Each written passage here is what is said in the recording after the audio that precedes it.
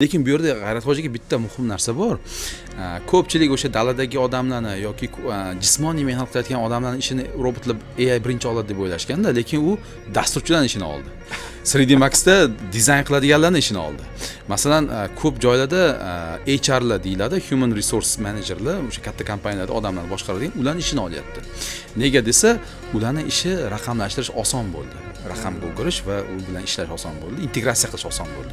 Ko'pchilik o'ylayapti, blue collar job deyiladi, o'sha ofisda ishlanadigan, kompyuterda ishlanadigan ishlarni olyapti deb, lekin asli u ishlar ham oddiy ish.